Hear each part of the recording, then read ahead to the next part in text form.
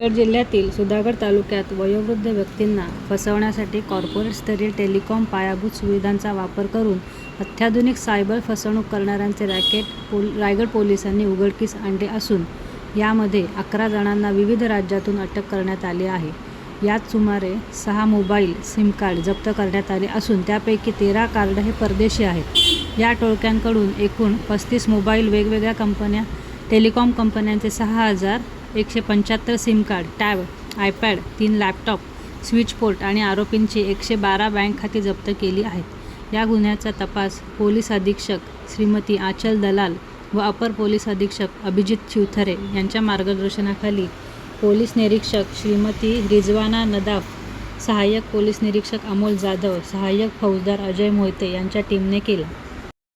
की आपल्याला जे मोबाईल फोनचा आरोपी सापडला मोहसिन खान म्हणून, त्याचे एकच मोबाईल फोन मध्ये 507 सिम कार्ड फक्त 6 ते 8 महिन्याची कालावधीमध्ये वापर करण्यात आलेले आहे.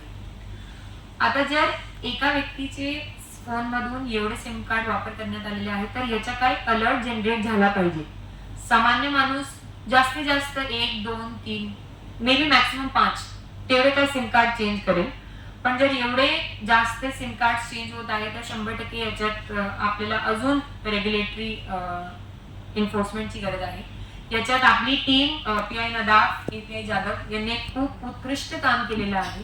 हे सर्व लोक आपल्याला सर्वांना माहितच आहे, जेवढा आपली प्रॉपर्टी दरोडा, जबरी चोरी त्याच्यात जात नाही तेवढ्यापेक्षा जास्त आपली सायबर फ्रॉड मध्ये आजकाल जात आहे. हे सर्व जसं मी काही एका आरोपीची प्रॉपर्टीचा आपल्या समोर उल्लेख केला, 85 लाख त्याचे फक्त बिटकॉइन एका अकाउंट मध्ये त्याच्याकडे उपलब्ध आहे. तर यांच्याकडे संपत्ती भरपूर आहे.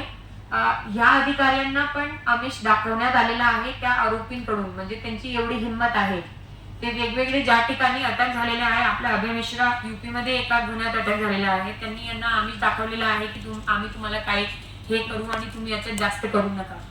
तर आजकालचा जो आपला क्रिमिनल सेटअप आहे तो असा झालेला आहे की महाराष्ट्रामध्ये फक्त महाराष्ट्रातले गुन्हेगार क्राईम करणार तसं सीमित राहिलेला नाहीये. आपल्या सुरुवाती मॅप मध्ये पण बघण्यात आला, आपली पूर्ण तपासणी जे हे झालेली आहे, खूप वेगवेगळे राज्यातले शहरातले लोक इन्व्हॉल्ड आहे आणि सामान्य माणसाला बघताना समजत पण नाही की हे व्यक्ती ऍक्च्युली फक्त त्याच्या मोबाईल किंवा लॅपटॉपच्या माध्यमातून हे सर्व करत असतील.